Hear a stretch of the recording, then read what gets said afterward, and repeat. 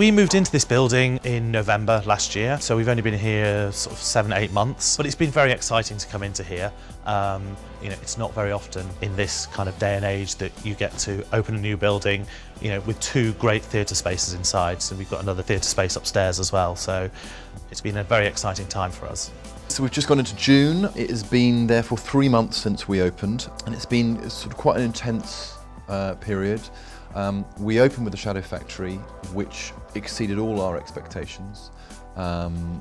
Was very happily a big success critically, but also sort of more importantly at the box office, tripled our forecasts, and the response from the city was amazing. It really felt, for the first time since I've been here, like the city embraced both a show and the idea of us as a sort of theatre company. And I suppose because at the heart of it, it is a Southampton story. That rolled sort of very quickly into Streetcar Named Desire, which is a brand new production of the classic play by a fantastic rising star, Chelsea Walker, who sort of won a competition that we hosted with a couple of other companies in order to put on this show. So today it is the first day that Streetcar has been back in the building. So the set was put up this morning and the cast have just arrived. Streetcar for Tennessee Williams is a call out for empathy in a violent world. And he was asking for us to try and understand each other. And that is fundamentally what's at the heart of the play. My process is really different depending on each show, but with this one, because it's such a visceral, physical text, and because it is an ensemble of 8 actors who multi-role, but also who play a community who are all in and out of each other's lives.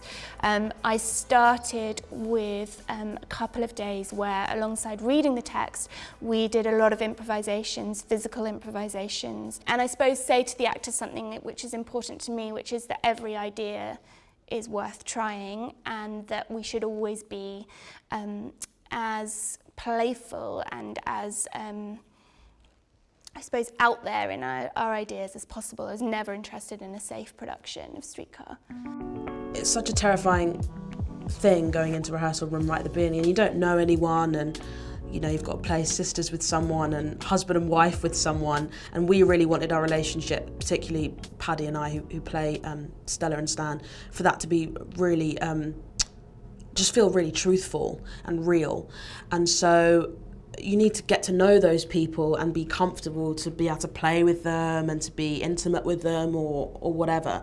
So those improvs, those early stuff, it really does help with that. And we did a lot of movement stuff together. We did like dancing and improvisations, bringing each other's music in, which was great because that gave us an idea of everyone else's perception of the world and of the play, which can inform your own, which I really loved. So I think it's really, really helpful, and it definitely helps me get into the world of the piece, I guess. My initial reading of the play, what I picked up on, because I had never read it before, all I have obviously is my own experience. And I really believe that with acting and with characters, and a friend of mine who's a wonderful actor, Danny Sarkera, said it, is that you have to remember that it's just you saying the lines. That's all it is. She is your Blanche.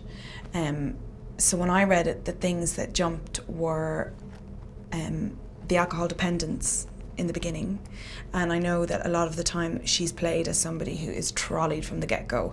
For me, she clearly drinks to calm herself down, so she's dependent at that point. It relaxes her, but for her it becomes a problem, the way she uses it, her thinking around it. And it was that little tick. I do think that Blanche at her heart is an addict, and as such will pull on anything, whether that's sex, drugs, drink, clothing, money, spend it, and all of those, we see those people all the time. Like, we are versions of those people. There's, 28, 29, it was very definitely me. Like, I was like, yeah, I get it. And I do think that's testament to William's writing, that I just went, well, if I don't think of it as post-war and the play is 60 years old, it just reads to me like truth. there was a lot of just feeling our way through it and being honest about it. And in the same way, I remember there was a lot of just playing with how the body moves in space, and yeah, like getting it wrong. In a moment, the technical rehearsal will start.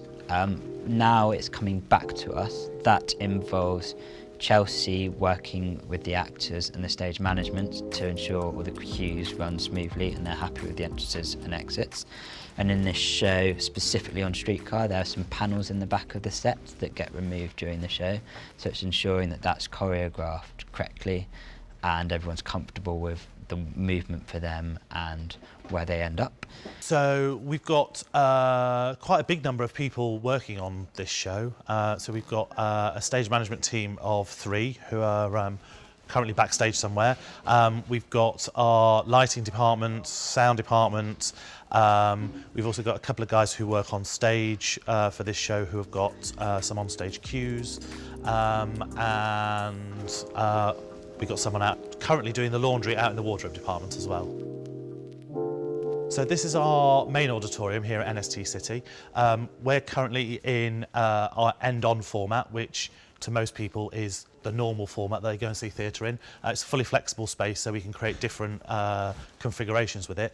But what we've got on stage today is Streetcar named Desire, which has started off here a couple of months ago, did a short run and has been out on tour, and now it's returning to us for its final run. So for the next 2 weeks, they're with us, and the guys on stage have just been finishing setting everything and resetting, ready for tonight's performance. Through this door takes us into the backstage area. Currently, this is used as a lighting store, so it's got all of our lighting fixtures that we're not currently using on stage at the moment in here. This is our scene dock area, and as you can see, there's quite a lot of equipment and kit in this space. All of this equipment that we've got in here creates our flexible seating. So we've got various deck, spare seats, treads, all that kind of thing. Everything that we need to create a different format within the theatre. Once the building's finished, we'll be able to get this out and we'll store it off-site. But at the moment, over there, we've got our goods lift, which we're still waiting to be completed. So it's a little bit tricky getting things in and out at the moment because we are on the first floor of this building. So it's been quite difficult carrying everything up and down the stairs without having a lift.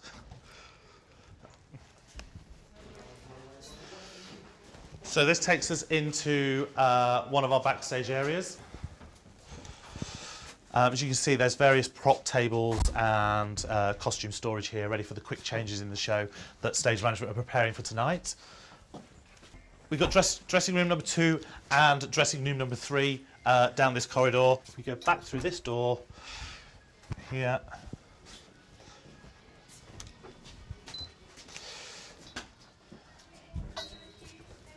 and this takes us back into the auditorium where we started off. At 5 to 7 is what we call the half. It's actually 35 minutes before the performance starts, and that's actually an old tradition from before we had electric tannoys and speakers within theatres. There used to be a runner that went to all the dressing rooms, and the reason we do those calls 5 minutes earlier is if that runner starts at the bottom floor in a large West End theatre, by the time they get to the top and they've told the last person they've got half an hour, then that's taken them 5 minutes. So all of our timings work 5 minutes in advance so that we're ready to start the performance on time. Once we get to the half, then obviously we'll go into a state where we're ready to open the auditorium to the public. And once people start coming in, then all of our guys will be backstage waiting and ready to start the performance, hopefully on time once everyone's seated. Lower numbers of this side up to our higher numbers. Who is on? Perfect. Cool. So It's full on and it's hard work, and it can be hard not to get feel bogged down by some of the logistics and the day-to-day. So it's a brand new building, things have gone wrong, and actually it's important when things do go wrong that you don't feel like everything's going wrong and that it's just one or two things. And so we've got to try hard to find solutions. So yeah, our lifts have been troublesome, and it's frustrating that they're not working the whole time, and you sometimes feel that like we're not as accessible as we want to be. But actually, you've just got to keep a positive mindset and find different solutions to ensure that we can get as many people into the building as quickly as possible. We're still working through some teething problems with the building. There's still bits that need to be finished off. There's still work that we need to do to make the building ours and to make it a fully usable space. I think there's a lot of things that you don't know about a building until you actually come into it and start using it. And yeah, we're still finding our way through those and creating our list for the contractors to come back and deal with. It's been a slightly lighter period.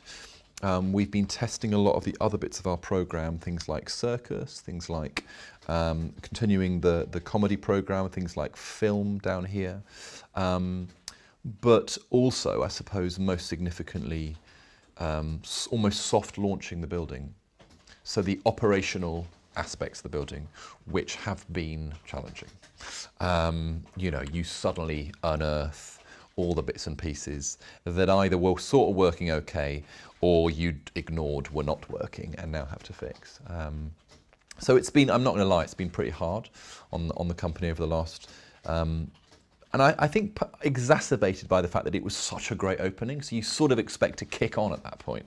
But we, came over that side, and we're now sort of resurfacing after a period of dealing with things like lifts not working, working out exactly how the cafe offer should be and having to make changes on that.